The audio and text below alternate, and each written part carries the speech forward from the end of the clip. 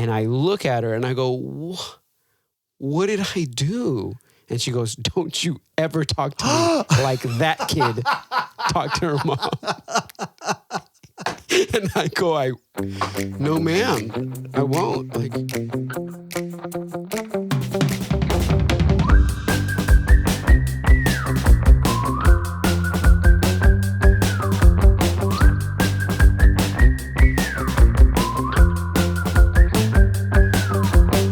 welcome to What Do You Think of This? We are revisiting the best things from our past to let you know whether they're the best thing for your holiday future. And they will be. I am Jeff Abiad. This is Josue Escobar. What's up, everybody? We don't know that. I opened up my calendar today and it said recording Home Alone. And I thought, oh, that's sad. But no, it's one of potentially the best movies of all time. Or at least that's my memory. It was really, I was like, wow, that's really depressing. Wow. Yeah, today we're going to be talking about Home Alone. It is a really great movie. And we are not home alone. And it's funny how it keeps just like being in the culture. It keeps coming up. Yeah, it keeps coming back up. It's like the 10 Commandments at Easter. Yeah. But what the funny thing is, and we'll talk about it today, I feel like I appreciated it in a different way that I'm excited to talk about. Yeah, I'm excited to hear your take on it because I appreciated it, but I don't think anything has really changed for me. Oh, really? Yeah. Oh, I have notes. I thought I was going to watch this and be like, okay, the perspective of a parent, but I've already seen this as a parent. Yeah, that's true. And I don't feel any differently. Well, there's a little bit, some stuff that's kind of crazy to think about. The fact that he's 8. Yeah. He's 8. That's a year. That was Ezra last year. Oh, that's weird. I can't imagine him being home by himself for 3 days. Yeah. There's no way. That was my intro question for you is how comfortable are you leaving your kids by themselves versus like maybe other parents? Because I feel like now our culture is so much like you just got to be with your kids all the time. When they're playing, you should be playing with them. When they're out, you need to be taking them out. You know what I mean? Yeah. And I've tried to make a really concerted effort to kick my kids outside and make them stay out there. You know, just like be a kid. Yeah, for sure. Go out and be a kid. I mean, our kids will like walk down the cul-de-sac and go to their friend's house and knock on their door. Mm-hmm. You know, Ella will do this all the time to go play with little Claire or whatever. And Eva, we will go to, Elizabeth will take her to one of our neighbors down the street. Yeah. And walk her dog. Okay. Like she's like, hey, Elizabeth, is Eva around? Does she want to walk Marty? I have to go here or whatever. And she'll go there, get Marty with Eva, whatever, walk back home, but then let Eva continue to walk Marty down the cul-de-sac by herself. So, yeah, it's great. I mean, they're doing things by themselves, Yeah, because my oldest is, starting to drive now. Yeah. And there was some day where I came home, I don't know if I was at the grocery store or something. Uh-huh. And, like, my kids are, like, especially the age now where I can trust them to be home by themselves. Yeah. We're not talking a long period of time. Yeah. But I came back down and I was driving up my street and I saw my son riding towards me on his bike just by himself. And I was like, oh. And it surprised me. But I'm like, oh, yeah, he's totally old enough to be barely out of our neighborhood. He's still kind of in the houses. So. Well, it's funny. We like Eva is 11 and she can be home by herself for like, an hour maybe, And there was this we did this. We went to drop Elizabeth off at I guess church. And I took the little kids with me and we left Eva alone. We're like, hey, I'll be back in just an hour. I still find myself going, don't burn down the house, make sure the doors are locked, She won't. Totally. She's good, right? She's like, great. She was looking forward to it. This is awesome. I can't wait for you guys to all be out of here. Wanted to be super independent. I made the mistake of taking the kids to Chick-fil-A. Before coming back home. Oh, no. And so the whole round trip should have taken 45 minutes to an hour. But it took like an hour and 15. Okay. And she started getting concerned. And she spiraled. Yeah. Because she like knows how to tell time. She saw like where the hand needed to be, what time it needed to be and so when that went past that time, she was freaking out. Like, they're not coming home. I'm going to be here by myself. I don't know what to do. It happens quick. Quick. Yeah. We get to the house. We get out of the car. She just comes out of the house because she sees us. Oh no! She sees me with Eva. Ella and Ezra. I thought you were dead. And I'm like, "You're okay, baby. It's fine." She's like, "You didn't like scolding me because I didn't come back at the time I said I was going to come back. You know? Yeah. So it's like." She's not wrong. It is a fine line though. Like you said, it's like 15 minutes where your kids are like, "Where are they? I don't know. You weren't at the bus stop. I waited here for 2 minutes, after school." I'm like, and I felt so bad. But it's like, But since then, we've done that again, and she was fine. Yeah. Because she has she can call us on Alexa, all that exactly. kind of stuff. Whatever, that's the thing. Yeah, we have like a general use iPad at the house that if they needed to, they could FaceTime me. Yeah, exactly. All that kind of stuff. Not like you can use a home phone. That would have been nice. But that's 11. Now an 8-year-old. I know. So one of the things about this movie is he does such a good job wrapping it up at the end that he cleans everything up, except Buzz's room. Except for Buzz's room. That me and Elizabeth are like, there's no way one of our kids is going to clean up after Maybe that he whole hired mess. a service. Maybe Christmas the old man Day. helped him. Maybe the old man helped Marley. him. Old man Marley was like, let me help you clean up before your mom gets home. I just remember, because I have a very solid bookmark in my life when we did a significant move when I was 10. Yeah. So all the memories I have before we moved, I look back now and I go, I was less than 10 years old. I remember riding on my bike to the grocery store shopping center. And I have a memory of being a kid in my BMX style, little bike at the stoplight, leaving the grocery store to go back up the hill into my neighborhood. In my head now, I'm like, that's too far. And I remember being in the lane behind a car, in between cars, going, something about this doesn't seem right. But I couldn't figure out what, because I was just a little kid. I'm like, well, I must have been 8 or 9. That's awesome. It's crazy though. I remember one time I came home. I was a latchkey kid. Yeah. For those of you who don't know what a latchkey kid is I thought you were about to hit a sound effect. No. Do we have turning one down for my that? mic. Anyway, if you don't know what a latchkey kid is, look it up. I'm not going to explain it to you. But anyway, I'm coming home from school by myself. Yeah. I've got keys to the house, the apartment. I get into the house. But then I don't know why, but I wanted to go. I went outside for some reason after I came home. But I left the keys of the apartment in the house and I locked myself out. Yeah. This was right after school. My parents were coming home. Nobody was going to come home for about an hour, maybe an hour or 2. Yeah, and as Eva knows, that's a very long time. Yeah. And I'm outside. I'm freaking out, and I'm on the stoop, crying. Aww. I don't know how old I was. I was in elementary school, and my dad comes home for some reason. I guess he was taking a break from work or something. And he heard your voice in the distance. Yeah. He comes home. But guess what he did? What? This is a different generation, guys. He sees me outside. He immediately is like, why are you out here? I'm like, I locked myself out. He's like, all right, come on. We get into the house. And he spanks me. I was going to ask you that. There you go. Well, he gives me a nice little whooping and be like, don't ever do that again. Oh my gosh. And I never did that again. My cousin and I went on a trip to the mall with his parents, my aunt and uncle. And funny enough, we were in I don't know, Dillard's or something, some store where they're shopping. And we're like, my aunt's like, you guys stay right here. This is the memory I have of it. And we saw across the aisle in my head, right by the escalator, a movie playing. You'll never guess what movie it was. Home Alone. Yeah. And so we go over there to watch the movie. And my next memory is getting hit on the back of the head so hard that my hat flew across the floor.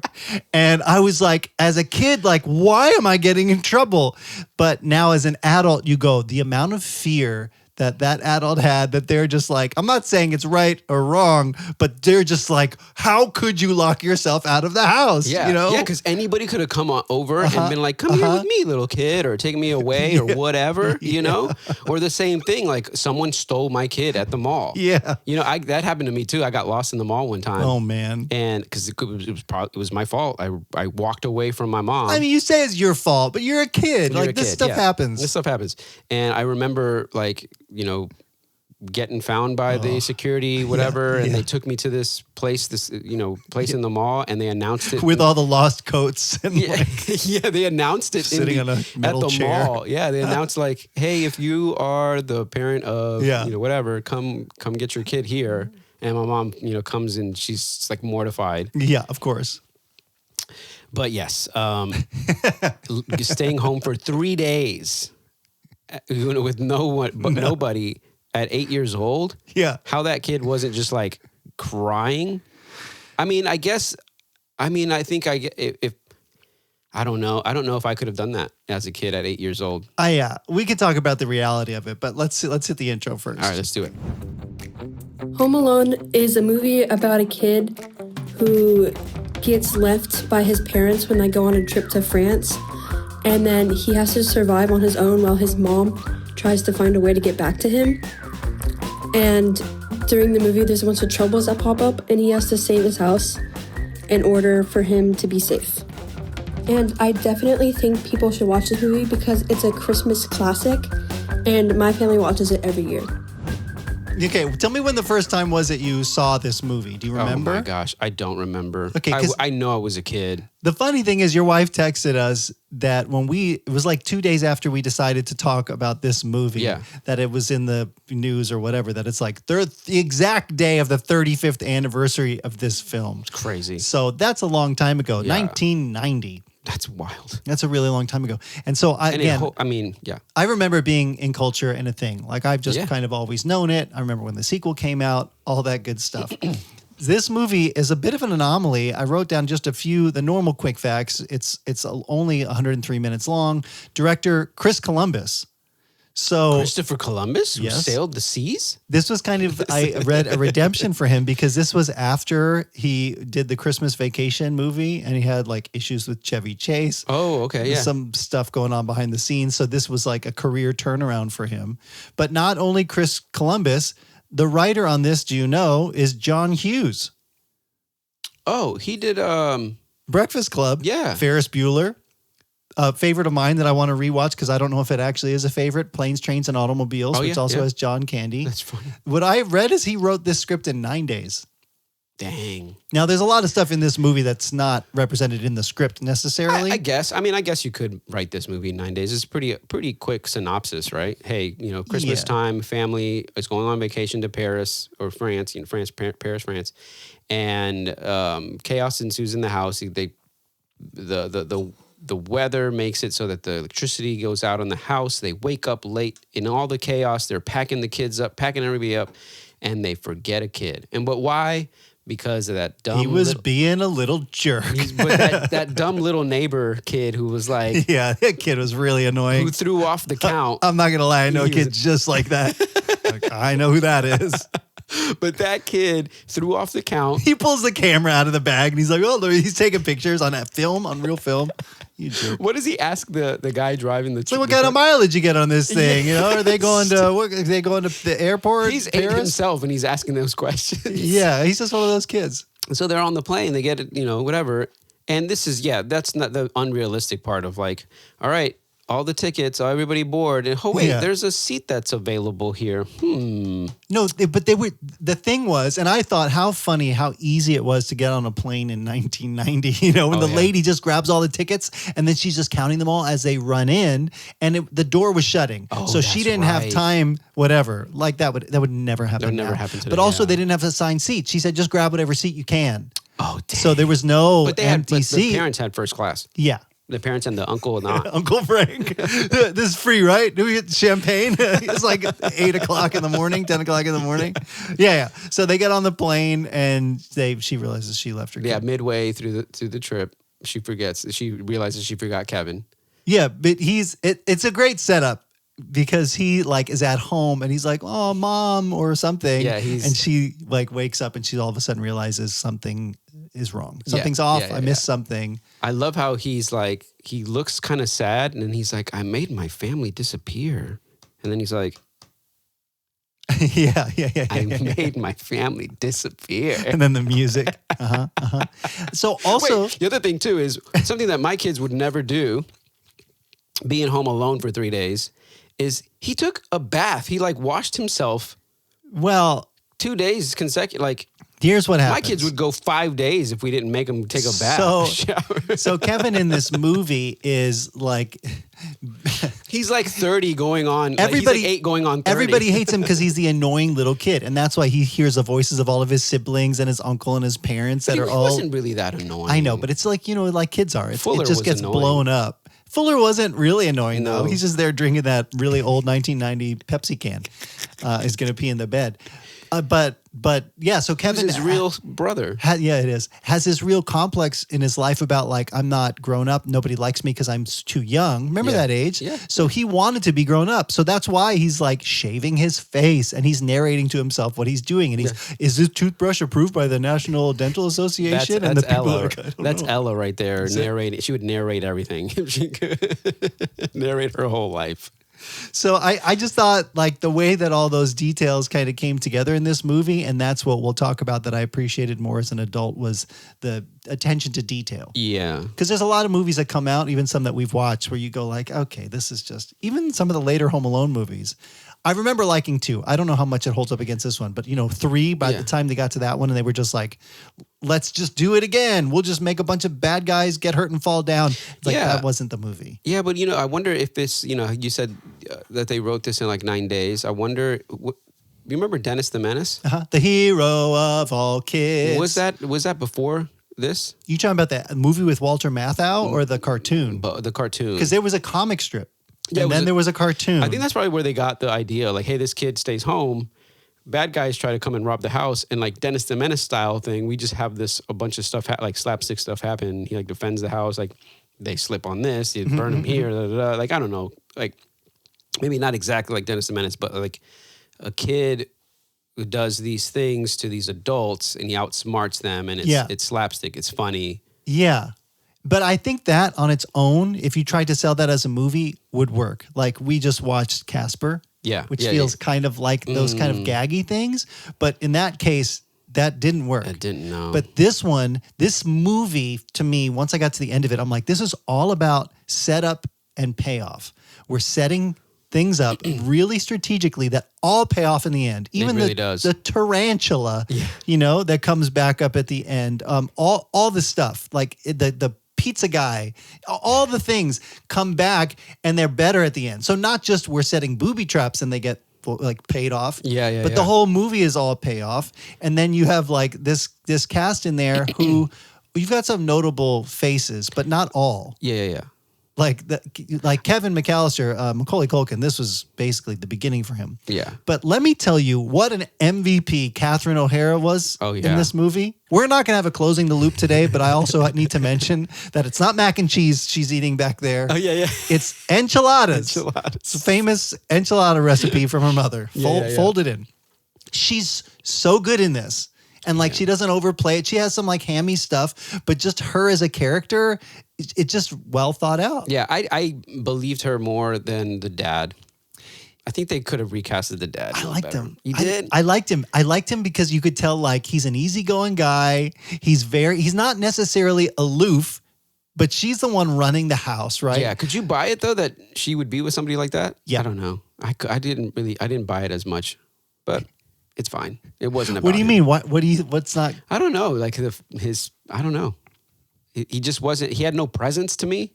He was just a background. He seemed like a background character, but. That's most dads in 90s movies though, isn't it? I guess so. Yeah, I guess so. Yeah. He's doing his own thing. He's whatever job he had that they could afford to live in this house. Yeah. How much were the pizzas? 100. It was $12 a pizza and he got 10 of them. Yeah. So it was 120 something plus tip. But like, how much are pizzas today? Are they the same? Because I was about the same. Usually you can get a deal now. Yeah, that's what I was thinking. I was like, maybe it was a nicer prices pizza not place. Changed, or am I like just don't buy pizzas? But now there's so many more chains. Where back then maybe not as many. Yeah, that's true. That's true. But I did like that stupid Uncle Frank. He again another good character. Yeah, like he's his own thing, and even while the movie's going on, he's just doing his own thing as Uncle Frank. Yeah. And so even the pizzas, when he's like, "Well, I only have traveler's checks," he can't pay for it. And then the dad has a line that I'd never noticed before. He's like, he probably got the kind of traveler's checks you can't even use overseas. He's such a cheapskate. Great.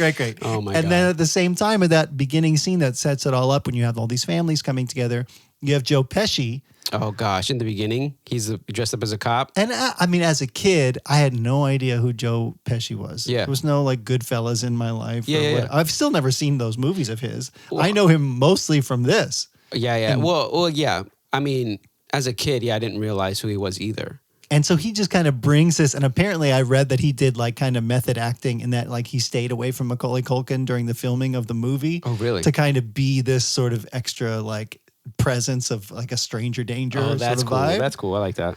And then his partner Marv, who Is he in anything else? Because I don't remember seeing him in anything else. This is what I remember him for. yeah, I've seen him in a thing or two maybe where you go, oh, it's the guy from Home Alone. Yeah. Who is the best at just like gags, fall down gags. Oh my gosh. So I think the idea of putting all those guys together, because by the time you get to that part of the movie that I think most people know, Yeah. like it's not a hidden thing. It's like in the advertisements, the movie is called Home Alone. You know what's going to happen. Yeah. But that doesn't happen until the third act of the movie. Yeah. And it becomes a whole different film. And it's like, wasn't about that. And then all of a sudden you see this new side to this character that you didn't even, he's a dummy, Yeah. but now he's like, whoop, down the stairs and all that stuff. The ice part, yeah, it was so funny. They did a really good job. You know, the you could tell that the writers and everything were taking, like, I don't know, I guess classic Hollywood like action movie, like not action movie, but like movie sequence, and making sure where I think Casper failed at this type of thing, where like everything kind of felt like up and down, and what direction are we going? This had a very clear build, pattern and build, was going somewhere, because they set up so many things, right? Like you said, they set up in the beginning. It comes back around, the Joe Pesci with checking out the house, pretending to be a police officer, smiles with the tooth, the golden tooth, the glimmer, the thing, and the pizza guy coming back again. Knocking over the thing, the movie every single time, the clip from the movie that they showed over and over again, which was so great. What was the name of the movie? I don't even know. Oh man, I wrote it down somewhere. And the other, here we go.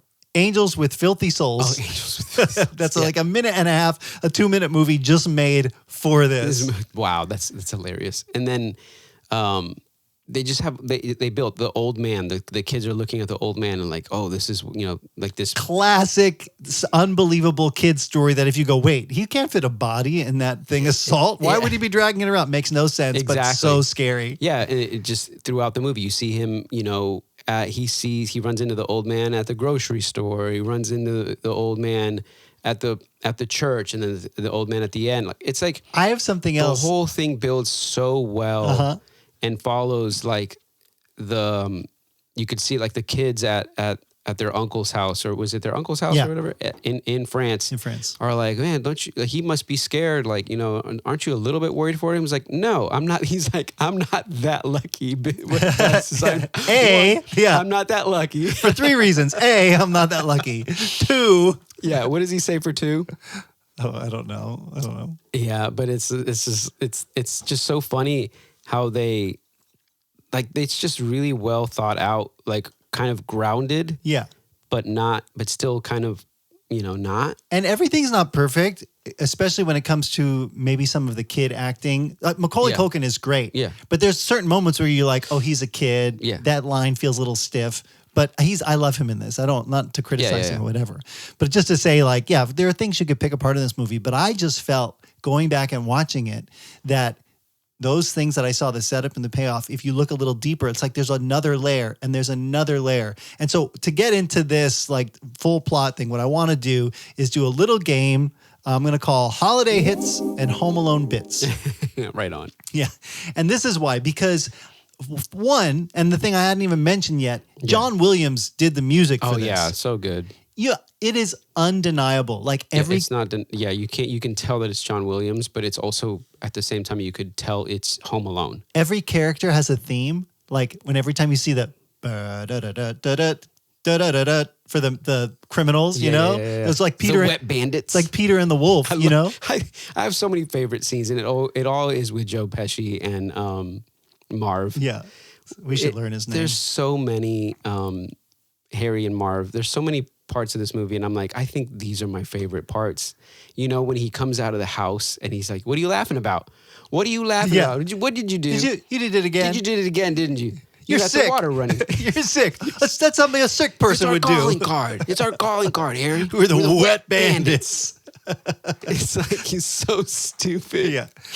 But okay, and again, but it works. It works too because it took a while to build that also. Yeah. It just gets so ridiculous. Okay, here we go.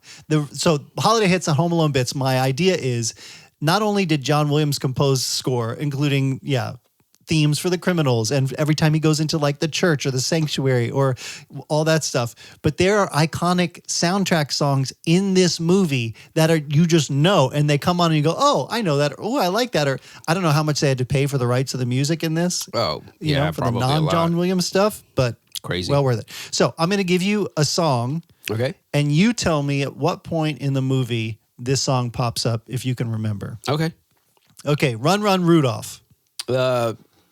They're running towards the plane. Yep. They're running to the plane. They're late. They slept in. Yep. They got to make it to the plane on time. This would never happen in 2025. Does that song go throughout the entire sequence? When they first wake up, they're like, "We slept in." And no, because when it does that, it's like that's a different song. Because then it kind of mellows out with that annoying kid. Yep, that's right. But yeah, then they get to the airport and they're just running. Run, Rudolph. So well placed. Who is that? I didn't write it down. It's not Elvis, right? Oh no, man, you should look that up because I got a whole list here. I'm gonna get distracted. All right, go for it. Here's another one. I'm gonna try and mix these up a little bit. Rocking Around the Christmas Tree. Rocking around the Christmas tree. Happy holiday. That's when Marv and Harry are trying to go back to the house. And they're like, I thought they were leaving. Nope. No, it's like, and it's Michael Jordan's Michael there. Jordan. Where did he get all the mannequins? I don't know. It's like Elizabeth was what does his dad do for a living? Yeah. It's like what kind of furnace is that? I've never seen that type of furnace. And it talks. It's like the old one from our church. Yeah. So so that's when that song. I did love that, him like with the strings all tied to his arms and legs, and he's moving the dancing, mannequins. Yep. Yeah, and Michael Jordan's taped to his like train set. Yeah, there's a lot of that stuff. Okay, how about this one? Oh, Chuck Berry did Run Run Rudolph. Yeah, that sounds right. Deck the Halls. Deck the halls with bells on. Is it when he's decorating the tree? Now, this is a little bit of a more challenging one because it's not the original recording you're hearing in the movie. Oh, it's not. It involves a clarinet. Oh my gosh. It involves a clarinet. He's not playing a clarinet. Not Macaulay Culkin. But the music is a clarinet. No, it's being played live on screen. Oh. By a clarinet? Yeah. Here, try it. Oh, stupid. Yeah. So his mom is with the polka guys. Yeah, John Candy. So good. And he's playing the clarinet. Okay, yeah. That's right. Yeah, because it's Christmas Eve. Yeah. And they're in the back of the truck. And she gets home literally at the same time as the flight that would have left if she just would have taken the flight on Friday. Amanda did not appreciate that. That She's was like, crazy. That's why. And I'm like, that's the funny part. That's funny. All that money she spent when she could have just come back at the very same time. She's giving away her earrings, her non-Rolex watch, $500, this ring. I'm desperate. 2 first-class seats. So she's giving away her husband's seat as well. So they're just paying for all these extra because they want to see their son. But. Well, you're sure. But like the other thing that's crazy to me too is the police didn't give a crap that there was an 8-year-old It's Christmas, man. They got stuff to do. They want to be home. All they did was knock on the door. You don't think the kid is in the house just scared, not open? He won't open the door for strangers. Nobody cares. That's the worst possible scenario. That is insane. And there was no friends that they knew, no one to go over to the house and check on this kid. Like, unrealistic for real. But and it was like the perfect storm of events. Because remember, he had run out of the house and he's like, "I'm not afraid anymore. I'm not afraid." And he sees Old Man Marley and he's like, classic. Yeah, and then Old Man Marley doesn't ever say anything beforehand. Like, hey kid, hey, don't be afraid of me. Well, like, that's definitely for the movie. It's not believable, but it's perfect. The little kid is looking at you ever like this. Well, he's got trauma off his own. You need to be able to tell that kid, hey kid, don't be afraid of me. If you don't, that's on you. I think he's dealing with his own stuff, But so that sets Kevin up to be so afraid that when the cops come over, and not only is he not want to answer the door, he definitely doesn't want to answer the door. But did you pay attention to the name of the sergeant of the Family Crisis and Intervention? No, but I've seen him in other stuff. Did you notice the when he took a bite of the donut? The donut is stuck on the phone. His name? Sergeant Balzac. Oh, yeah, that's right. I did say that. I was like, his name is Balzac. I did not register that as a kid at all. Yeah, me neither. And then what does he say when he knocks on the window? He's like, he's transferring the call. I got to Hyper on line 2. Oh, gosh. Very good. Very good. That's so messed up. Okay, here's another one. This song is called Please Come Home for Christmas. Oh, man. The subtitle is Bells Will Be Ringing. Please come home for Christmas. No, that's I'll Be Home for Christmas. Oh, this one is Bells Will Be Ringing, the silent night. Oh my gosh. Please, please come home for Christmas. I don't know the words. If not for Christmas, then for New Year's Eve or something. Give me another clue. I'll give you this one. Well, I mean, I'll just tell you the moment. She's waiting at the airport. It's when she decides to stay at the airport in France. When things like she's there, they're trying to negotiate a flight, and the dad's like, let's just go to my brother's house. The cops can call us there. And she's like, I'm not leaving. So she's like, well, we'll keep you here on standby. Okay. And so she decides, no, that's when her character takes that turn where her journey in this movie is like, I got to get home. Yeah. And it's like, oh, this is sentimental, sad. I want to be home, but I can't get there. I just thought it was the perfect placement of a song. Yeah. So if you come home. Yeah. It's a good one. And it's a song you definitely know. You just got to. Yeah. You got to pay attention. Well, because I mean, that's the good part of movies too, is that, the soundtrack and the movie itself, you can remember both, or one melts away. That it was intentionally put there. Yeah. To be like, if you pay attention, you're like, oh, that's a perfect placement of that song. Perfect. But at the same time, the acting and the moment is also kind of doesn't get overshadowed by it. Yeah. So very good. I mean, I can't say enough about the music in this. Okay, how about this one? I'm Dreaming of a White Christmas. I'm dreaming is at the very end, right? Ooh, I'm not thinking about the end. I don't know if it comes up again. Because it's like snowing. I'm thinking, but the version that they use in this movie is a different version. It's the one that goes, oh yeah, he's by him. That's when he's by himself. He's doing everything like, yeah. He's singing in the bathroom. Dreaming. Is it Bing Crosby? There he is. Remember Bing from last year? Yeah, that's right. He's in the bathroom, combing his hair, singing, and then he does the aftershave. The second time. He forgot. He does it both times. I don't know who sings that version of I'm Dreaming of a White Christmas. I know this one is not Bing Crosby. I'm just saving myself from a future closing the loop. I know it's not him. But just like the ones. He's very good. How about, this is a deeper cut that is a musical theme. But are you familiar with the Dies Irae? Dies Irae? Yeah. It's a Latin term. There's a great podcast episode of 20,000 You are what Hertz. we call a laissez-competent. Laissez-competent. It's like that insult just came and went. What? No, I'm just waiting. You don't know what Dies Irae is? No. So yeah, I was gonna say 20,000 Hertz is that audio podcast where they talk about music. Okay. And they did a whole episode on the Dies Irae and its origination in like classical pieces of music and how it comes up more than you will realize. If you notice this and pay attention, you're going to notice it all over the place as a theme for like foreboding or like villainous things. Yeah. And it's the 4 notes that they use in movie. Now there's more to it, but the 4 that you hear are da da da da. Wow. Okay. Da da da da. The other one I can think of is it comes up in Frozen, the new one. Okay. Yeah. It's those 4 notes. Da da da da. Okay. Every time. Whoa. If you don't know, Old Man Marley shows up on screen and it cuts to his face. It goes ba da da da. It's like, dang. Yeah. Oh man. Okay. So even better, it comes back up in this movie. So you said like the guy is this terrible, like he never just makes an effort to reach out to this kid. Yeah. And so I was going to say until he gets to the church. The church. So the another song in there, they're singing "Oh Holy Night." Yeah.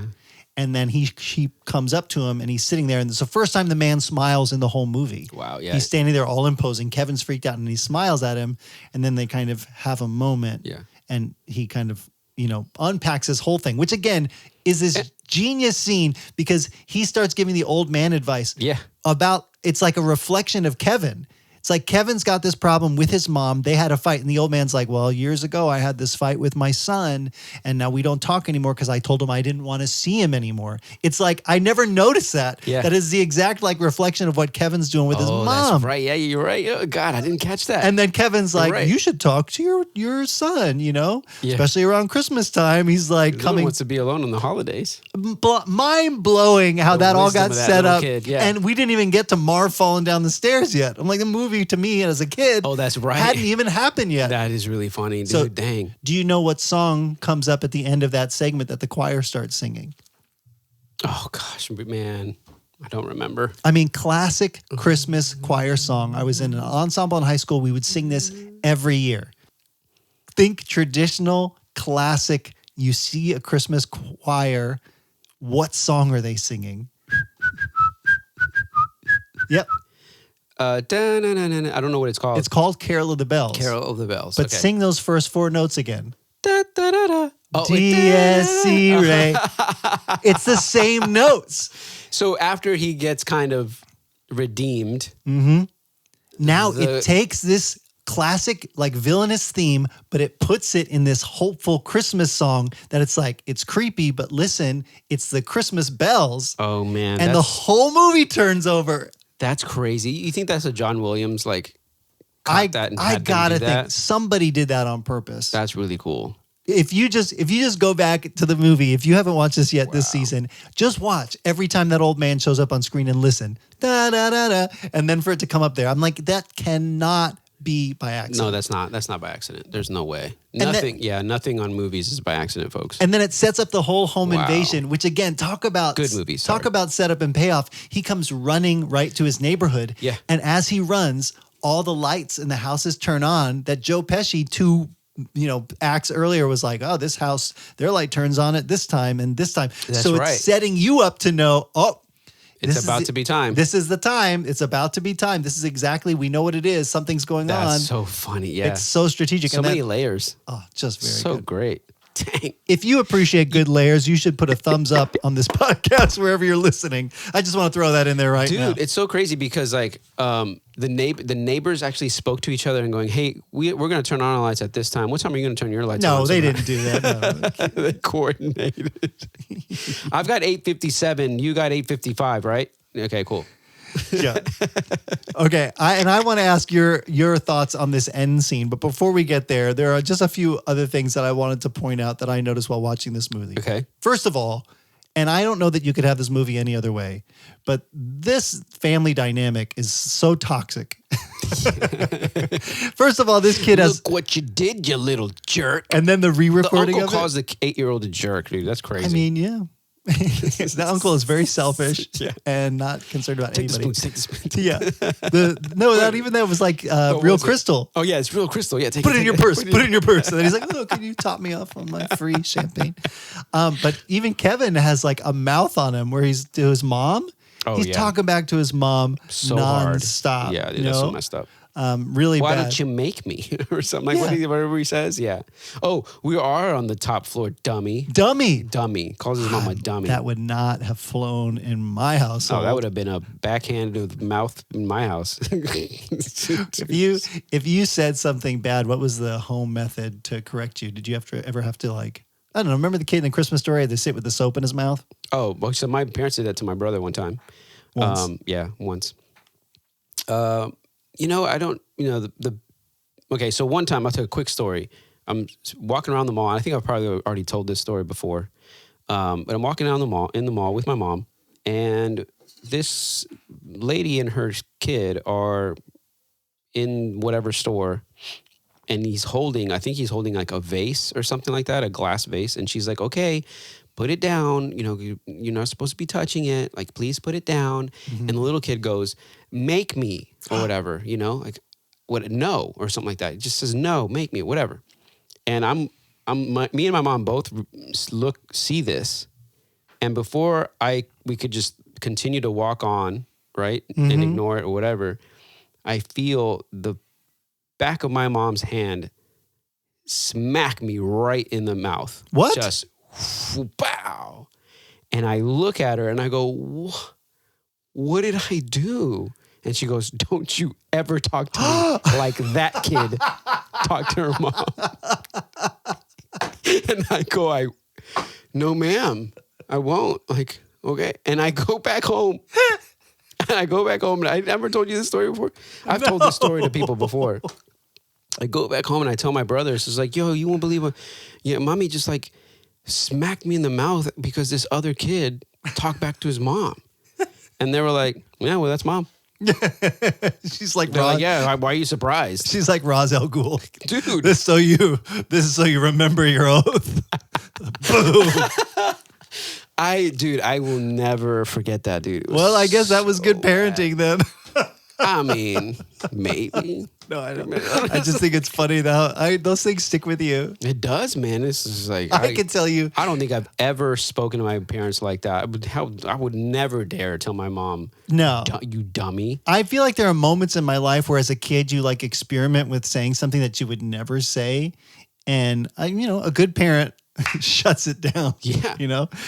So I feel like I do feel like my parents, did a good job, because like that never would have flown. But I do remember one instance where I said something and I don't know what I said. It must have been bad, or maybe I don't know what it was. I was a little kid, had to be less than maybe five or maybe six. I don't know Kevin's age. And I must have been a little bit bigger because my mom wanted to put soap in my mouth, but we didn't have any bars of soap. It was all hand soap at that point. So then she's chasing me around the house, trying to pump soap in my mouth. And I remember, sorry, Mom, I know you're listening to this. I love you. I remember laying on the ground and her trying to pump the soap in my mouth, and then it kind of getting in my eye. Oh no, that's and then even worse. She felt awful. Yeah. And then I just, as a kid, was like, my eye, why would you do that to me? And I feel like I won a victory then. Oh, no. My poor parents, like, like as a parent, you feel it now where you're like, oh, it's just the kids. When so Catherine O'Hara walks Kevin up to his room. Yeah. And like I said, this is the most unhealthy family dynamic, but she's like, I don't want to ever see any of you ever again. And she's like, is that how you really feel? Well, then maybe you should say it again and it'll happen. And I'm like, you're terrible. But you could feel like. And she also says, like, later on, she's like, am I a terrible mother? Yeah. They have 5 kids. There's a family with 5 kids. Can you imagine? No wonder the dad is so aloof. He's like, I got to check out. If I think about this, my mind's going to just the garage melt. door open. That's what it was. Yeah. Not my 8-year-old. Yeah. Well, he doesn't know either. They just left it. It wasn't even one of the siblings that was counting the kids. It was the cousin. The cousin, yeah, that's right. Yeah, that was counting all the kids. Did she say 5 kids, including 2, like, or something like that, or 3? A partridge in a pear tree. And a partridge, yeah. Yeah. That's so crazy. But it's one of those things where, like, I think for us, our parents was like, hey, respect your authorities, which I feel like in our society, more people need to learn that. I mean, I'm not going to judge anybody else, but I'm like, I'll take care of my own kids, Like, I feel like the kids are crazy, but when I do see it, I mean, kind of like your mom, I haven't smacked my kids when somebody else did something wrong yet, but I will be like, guys, we don't act like that. I will have a conversation and be like, this is not acceptable. It's I don't know, put your antennas up here, you guys. Did you guys notice that over there? Yeah. You know what would happen to you if you did that? I would kill you. I kill you. Remember that back then in like the sitcoms and like the TV shows that were all about families and stuff like that. Remember that classic saying? I don't think it's classic. People don't say it anymore. But like the whole thing of like, listen, I brought you into this world. I can take you out of it. That's a classic line. I used to hear that line every other day when I was a kid. I sent you a little diagram that my wife sent me, which is the family tree. that shows like the family tree of the McCallister family. Yeah, I see it. The 3 dads are all brothers. I don't think we ever meet the uncle until, does he show up in this movie? Uncle Rob, who lives in France?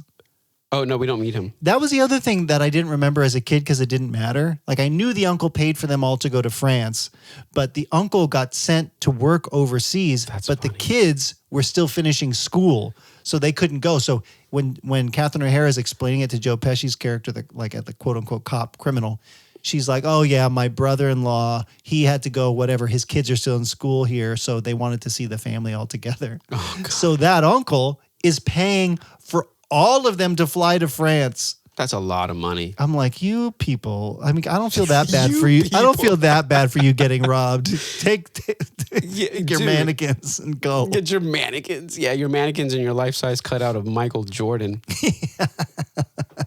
It's so random. Okay, another thing I appreciated when his family did disappear, when he wakes up and he walks out of the room and they're all freaking out at the airport, right? And he's awake on his own. And he doesn't know what's going on. And the house is so, in the movie, intentionally quiet. It went from being so loud. And you, as a viewer, go, yeah, you know what's going on. But for him, he's realizing like something is up. It's way too quiet. Yeah. And then he, like you said, it dawns on him that it's like he can do whatever he wants. And so he starts jumping on the bed. And then he watches this classic gangster movie that he's too afraid to watch, Angels with Filthy Souls. And did you see the bowl of ice cream he's eating for breakfast? That's right. Yeah, that's much ice cream. The chocolate ice cream. With the chips next to him. Just amazing. And he thinks that he wished them gone. Yeah. Because he also sees the cars. He doesn't realize that they took like a transportation van or whatever, like a service. So he runs to the garage door that his dad left open. Their cars are still here. Like, oh my gosh, I made them disappear. Like, that's so funny. Like his wish came true. Right. And like, which is funny, which is great about the movie too. Like we were saying, right? The layers and things that come back, because at the end, he's wishing his family to come back and his mom comes back. So he thinks he also wished it back. Yeah. Which is... Because he went and talked to Santa. Yeah. Santa, again, we talked about this, is the guy from Groundhog Day. That's right. Yeah. Who he sees at the top of the stairs every day. So he's like, oh, I know how it works. You know, he's a kid and he's just going to lay it all out there. He's like, I know you're not Santa, but I know you work for him. Yeah. And you're like, oh, you're sowing some mythology here. Yeah. And then he's like, I just want my family back. And the guy's like, what? Yeah. And it's a really this is a goofy, silly movie, but it's like a heartfelt moment where you're like, oh, this kid is like, I just want my brother and my sisters and blah, blah, blah. It's like, maybe even Uncle Frank. Didn't even go, what do you mean, kid? Yeah. I wish them all away. Are you by yourself right now? Even the grocery store Here, have lady, some Tic Tacs. The grocery store lady's like, where's your parents? Outside. He was like, are you here by... Oh, she asked him, are you here by yourself? He's like, would I be here by myself? I'm 8 years old. Man. Come on. Yeah. And she's like, where's your dad? Outside. Okay. And where's your mom? Outside. Where's your dad? At work. Where do you live? I'm not going to tell you that. You're a stranger. You're a stranger. He's smart. Pretty smart. Smart in some ways. Yeah. A kid in others. But then he runs away. That's the thing that got me kind of like, come on. He runs away from the old man with the toothbrush in his hand. I liked it. I thought Just about that. drop the toothbrush. No, because he's so in shock. He was there on a mission. He has to brush his teeth. All that ice cream. Yeah, but the old man could have been like, hey, calm down. He just takes his cut up hand and on the counter. Why scare the kid? Oh, I don't think in the mythology or the story of the movie, he's not doing it on purpose. I guess, yeah. He's just trying to get what's going on, and he doesn't know how to interact with kids because he's never talked to his grandkids. He just watches them from afar. When they're singing Christmas carols. Choir. And the bodies turn into mummies. I want to ask you this. Would sledding down those stairs out the front door actually be possible? Because I'm pretty sure he would have hit the wall. I mean, unless they're lined up really well. But I said this to Elizabeth. I'm like, he probably scratched up the floor so bad. There's no way he didn't ruin the wood floor. Forget that. Yeah, with the amount of things that he did in this movie, I think that's probably the least of their concerns. They were all just happy he was alive. Yeah. Oh, my gosh. Except for Buzz. Yeah, exactly. What did you do to my room? That spider, dude, that was perfect. The spider was hilarious. All the stuff that Buzz had in his trunk. Oh my gosh. Buzz, your girlfriend. Woof. And he drops it and you hear the glass shatter. Yeah. Excellent. Or he finds his Playboys and he's like, did you see?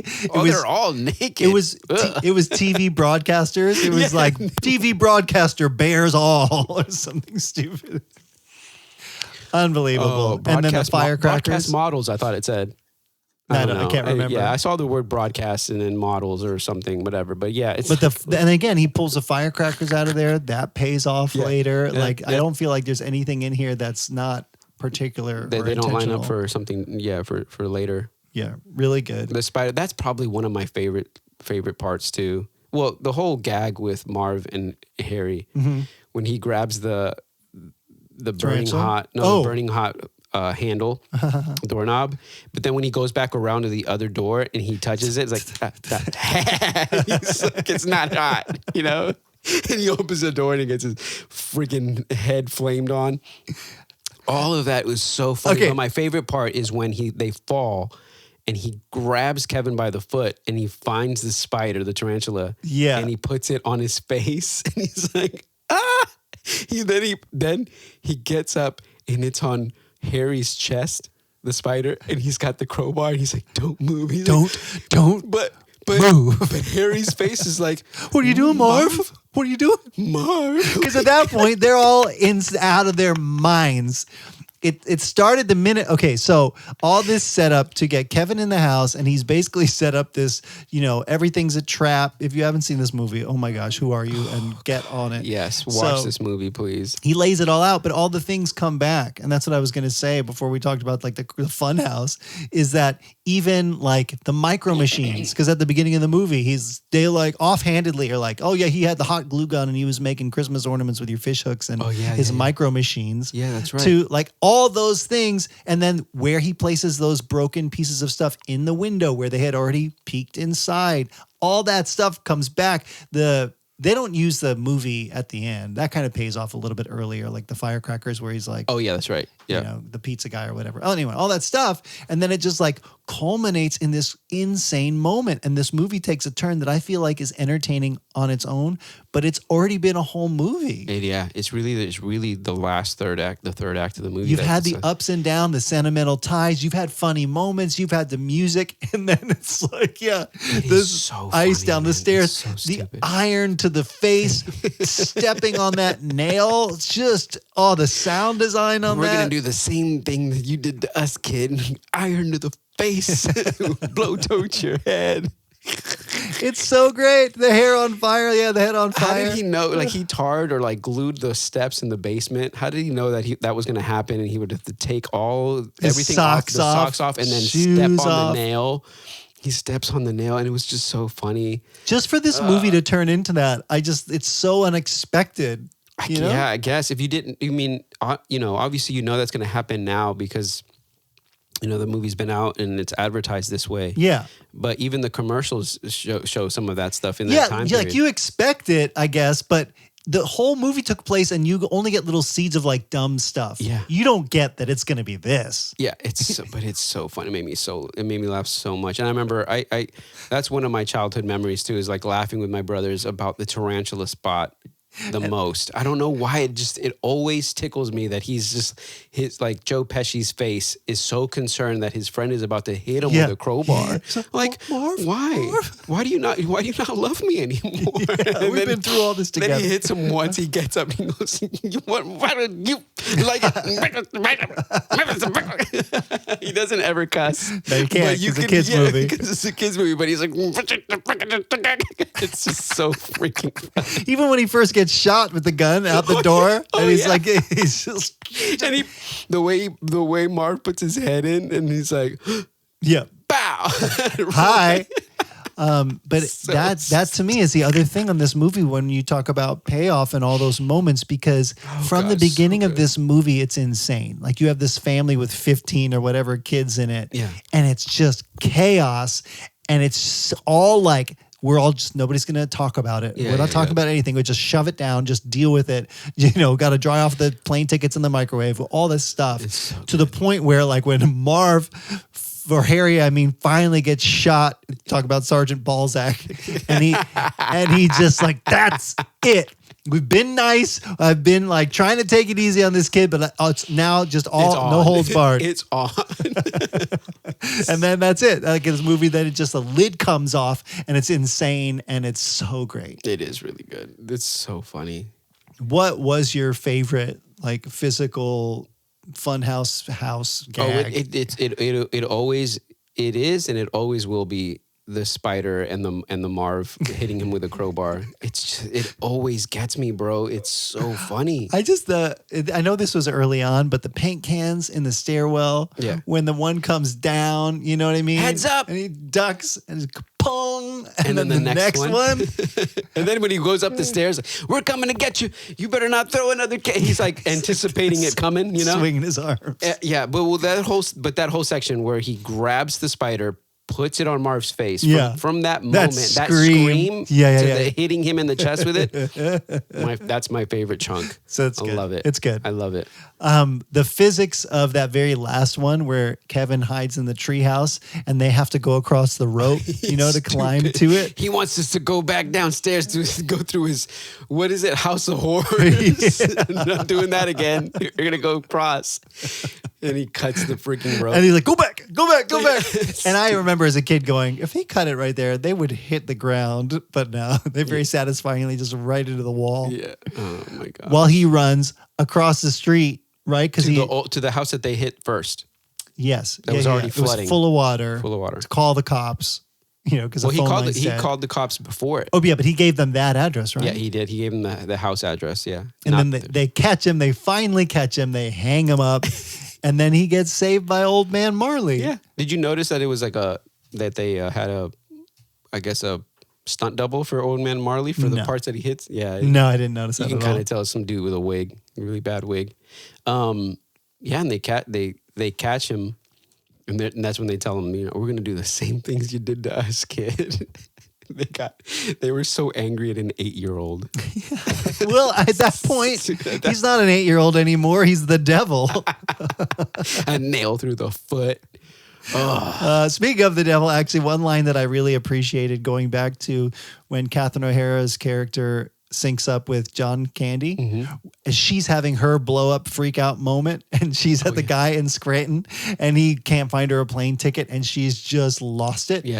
And she says, it's Christmas, the season of perpetual hope. And then she says, I don't care if I have to get out on your runway and hitchhike if it costs me everything I own. She says, if I have to sell my soul to the devil himself, I'm going to get home. She's like, it's Christmas, I'll sell my soul to the devil. It's like, wow, Miss McCallister, just chill. Yeah. She's had it. She's done. I've been to Paris. I've been to Chicago. I've been to. She said that I haven't had 60 hours without sleep or something like that. Crazy. That's crazy. And John Candy's all like, we'll help you out. Have you ever heard of us? We're the Polka Kings, the Polka. He keeps naming all the songs and all the things that people. And he's like, no, you never heard of us before. We sold 632 copies of this. She's like, oh, in Chicago. He's like, no, Sheboygan. That's such a random thing to put in the movie too, but it's so good. There, and they're in a moving truck. Yeah. Like a rider truck or something like that. I can't remember. Oh man, very good. Well, do you think this movie would still work now in the cell phone era? Oh wow. Yeah, probably not. I think they would have to make some type of like excuse as to why the cell phone didn't work, like an EMP hit Chicago, or Starlink went down, or something. It was just the perfect thing at the beginning of this movie. That again, if you don't know, you're not necessarily expecting that the power line gets hit. Yep. The clocks are dead. The perfect circumstance. The phone lines are out. Yeah. All your neighbors are gone. All your neighbors are gone. They're in Orlando or out shopping for Christmas. I thought the neighbors went to Florida. Oh my God! I mean, anything else in this movie that you feel like makes Kevin so relatable across generations, besides the fact that families can be toxic sometimes? I think 8-year-olds today are not as smart Come on. No, they are. Even back then, like an actual kid, No, like this is a pretty rare occurrence that this would ever actually happen. Yeah, that kid is a genius. But I will say, talking about what we think about this, when like even my kids now see it, there's just such an appreciation from a kid perspective. And I think they did the work. Yeah. The music is there. The cast is there. It's set up right. The creative like video angles where you cut from one scene to another are intentional. But my kids aren't thinking about that. They're just like, oh, this is funny. Yeah. But it makes you appreciate it more. Because I feel like Casper was like, they enjoyed that was sort of, on their level. Yeah. But it didn't carry like this one carries. I think it's really cool that they intentionally hit something that adults and kids can enjoy. But they did it. I mean, they do it such a way where it's like there's layers, there's things are set up right, there's a through line. Yeah, I think, and honestly, I don't know. We're talking about whether it holds up or it's pure nostalgia. I mean, this really holds up. It really holds up. I think if you haven't seen this movie, like where have you been? I can't imagine. Should definitely watch it. You should watch it, even if it's spoiled for you. You should watch it. Yeah, exactly. You know what I mean? Because it's like you. I don't think you could. I don't know. Hard pressed to find somebody that wouldn't enjoy it. And it's a good holiday movie. I mean, except the family. I'm always like, when I show this to my kids, are they going to think this is acceptable behavior? Kevin calls his mom a dummy, and I smack Clark. Don't you ever call your mom a dummy? Never. Put glue on my fish hooks. Can you quote the line from the gangster movie that he watches? Which line? Well, the classic one, after he's like, leave it on the doorstep and get the hell out of here. Yeah. And I love the pizza guy. Talk about setup where he's just like, okay. Yeah. But you gotta pay me. Yeah. How much do I owe you? 11.15. He was like, plus tip. Plus tip. And he's like, keep 10? the change, you filthy animal. Because he like fast forwards and he's but he's like 10%. Doesn't he say 10%? Something like that. And he's like, cheapskate or whatever. Cheapskate. I'm going to give you to the count of 10. To get you no good ugly, keister. yellow, no good keister off my property before I pump your guts full of lead. 1, 2, 10. Yeah. So good. And then he does the same thing to Marv. Yeah. But he plays the whole thing out, which is why he's like, there's 2 guys in there. One of them blew the other guy away. One of the other guys' name is Snakes. Snakes? I don't know no snakes. And then he uses the firecrackers in the bowl to make it sound a little more real. So good. Very good. Very good. Okay, well, yeah, Anyway. I on the same page for so many reasons that I've already told you, really feel like this holds up. So, yeah, let us know what you guys think, because I would love to know. Yeah, we'd love to know. And I think, And let us know your favorite Home Alone movie. If you want to comment, like, because I remember as a kid really going, like, when Home Alone 2 came out, I was so excited. And I remember as a kid not being disappointed. Yeah, and we talked about it before of like, should we watch number 1 and number 2, which was more nostalgia? And I think for me, number 1 definitely is more nostalgic. Yeah. I think, I don't know. I feel like I have to watch number 2 now. I want to pick it apart. I want to pick it apart if they did kind of the same type of stuff as they did with this movie. You know what I mean? Yeah. Because they do it like they do another mafia movie just like this, and he uses it playback wise. There's some new gags, but it's a lot of the same stuff, but in New York. It's in a different scenario. Yeah. So I wonder, I mean, it's still a good movie. I remember that movie still being worth watching, but after watching this and kind of pulling some stuff apart, like, man, it really stands alone. It does, yeah. So, and my kids loved it. Get it? Your kids at all? Alone. It stands They alone. even say it in the movie. Harry says, he's home alone. And I didn't mind it. Yeah. My tooth. Where's my tooth? Yeah. And the dad finds it again. Yeah, what's this? At And the he end. starts reaching in his mouth, right? He's like, yeah, so good. All right. Well, so yeah, let us know in the comments too, or on Instagram or wherever you're watching this, what you think about it. I would love to hear. All those links are Yes. at WDYT.show. We're almost done, but not quite done yet, because we're heading into the Christmas season. That's right. If folks don't know, next week is our final episode of season 3. Isn't that crazy? Yeah. And so we're going to be doing an awards show and a Christmas classic. So that's what I was going to ask you, just to guess, because the classic Christmas movie we're going to be watching that I don't know how my kids, I can't remember how they feel about this because I did have them watch it one time in the past and I can't remember if they liked it or not, but they weren't excited going in. I don't think Ezra's going to like this. Ezra doesn't like anything old. But apparently. it is a movie that is featured in Home Alone that they're watching. Now, it's not It's a Wonderful Life in French. We're going to watch It's a Wonderful Life in French. Amanda hates that movie, right? She can't stand it. It was Elizabeth talked loves up. it. She had never seen it into adulthood, and it was talked up so much. And we sat down to watch it with Josh and Jenna, and she was so mad. She's like, "I hate this." So I won't talk this one up this much, but I do remember watching it as a kid, and maybe even as a kid, not really knowing or being super thrilled, and enjoying it as a classic Christmas movie. What movie? So next week we're going to watch this movie, and we're going to do our finale kind of award show. Okay. Miracle on 34th Street. Oh. When he sits down at home and he pops on the TV, the very first thing, he doesn't even sit down. He walks down into the kitchen, his first day alone. And the first thing Kevin does is turn on the television because it's too quiet. Miracle on 34th Street is playing. With what's the actor's name? Oh, man. Isn't it the guy from It's a Wonderful Life? I think it is. That's why Jimmy Stewart, I was going to say. Stewart? No, I don't know. That's not. Stuart Little. No. I don't know. But yeah. There's a miracle. There's a miracle happening on 31st Street. Oh, miracle on 37th Street. Have you? I don't know. Have you seen that's from Rick and Miracle Morty. on 34th Street? Dude, isn't that with that little girl? Yeah, but not the one because it was remade, and I'm lobbying for the black and white, original. right? Yeah. I don't know if I've actually seen it, guys.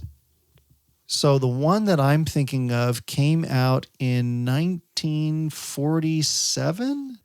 1947. Man, that's a long time ago. Yeah, it is. It was remade in 1994 with the girl who was Matilda or whatever. Okay, no, so not that one. There was another remade one that was a TV movie in 1973. Don't watch that.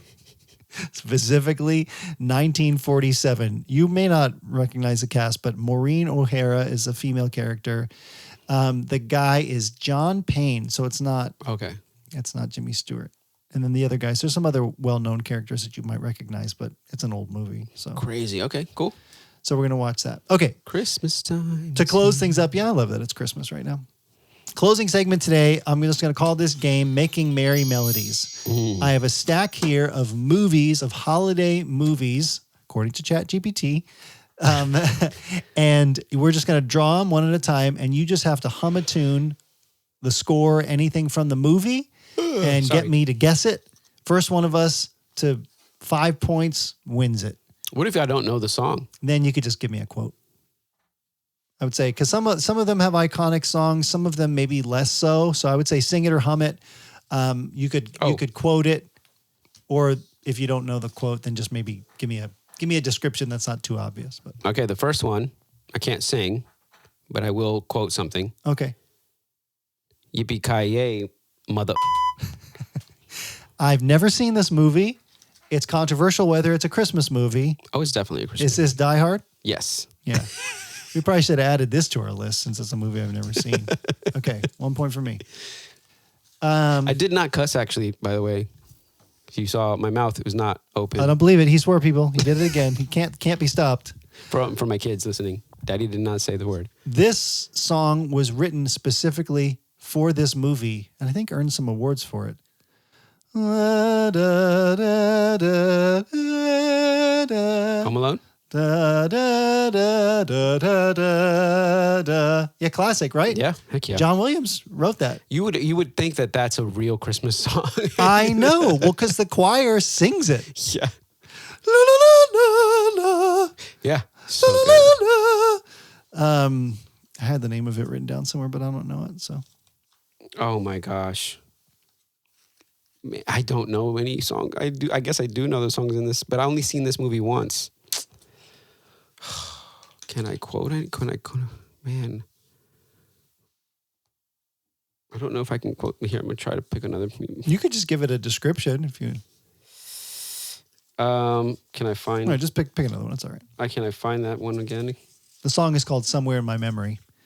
Somewhere in my memory. I am terrible at this one, man. La, la, la. I guess you know why? I'm probably really bad at this because I haven't been a fan of Christmas for a long time. I mean, I'm turning a new leaf, I guess you could say. But Christmas has never really been... Turning a new pine cone. Yeah, turning a new pine cone. A new evergreen. A new holly leaf. I'm just going to say animal on the drum kit. Oh, well, is this a Christmas Carol? The Muppets Christmas Carol? Yeah. Does he play the drums in that one? I don't know, but that's the only way. I don't know what song is on that. Or a quote. I mean... 'Tis the season to be merry and joyous. See, I don't... I think I've seen that movie. Oh, man. I think I have. I want to pivot and watch clips. that. I like that. I love that one. Yeah. Chris, I love so many versions of A Christmas Carol. Is that the one where Gonzo is one of the ghosts with the He's chains? Charles Dickens. No. Marley and Marley. He's he's like narrating a little bit. Yeah. Well, what does he say? Well, excuse me, Mr. Dickens. Rizzo. Oh, dun-dun-dun, dun-dun-dun, dun-dun-dun, dun-dun-dun. Oh, How the Grinch Stole Christmas. Very good, which is also in Home Alone. You have the best coffee in the whole wide world? World's best. Congratulations. That's Elf. I don't know any. I know the music in that movie. I just can't. Bum bum bum bum bum bum ba-dum bum bum. Is that with the elves in the? Bum bum bum. When he's like walking through the sugar plum forest. Okay, yeah. Bum, bum, bum, bum, bum, I think I've only seen that movie 1.5 times. Really? Mm-hmm. Maybe we need to extend this season and just do Christmas movies for a month.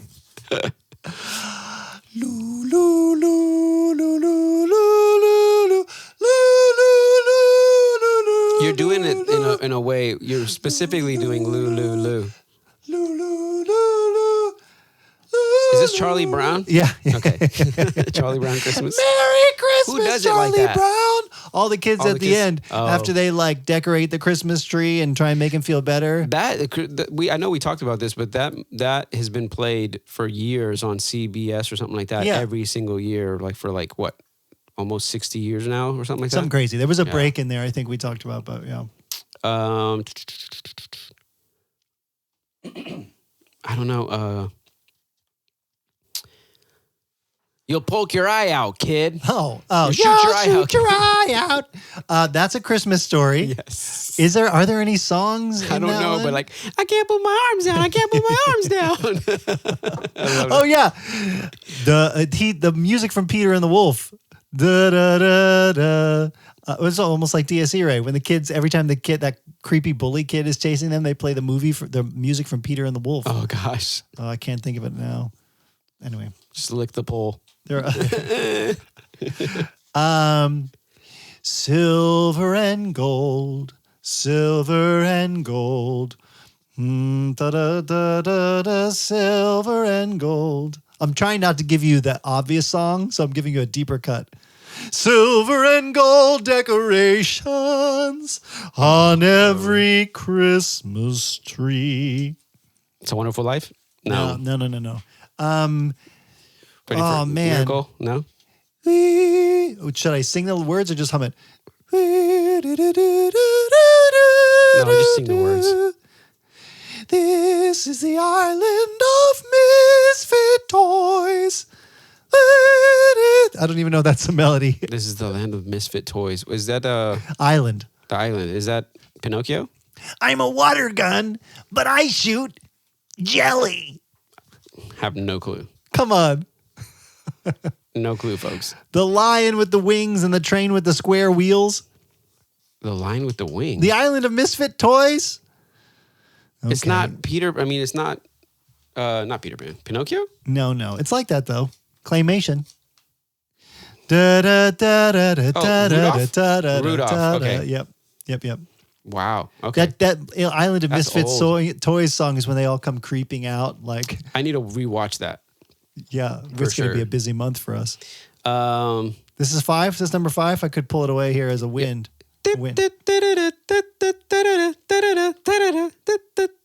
Oh, Nightmare Before Christmas? Yes, God. Good job. I'm too good at this. This is Halloween. I've never seen that either. Oh. I don't know music from this, but I do know a quote.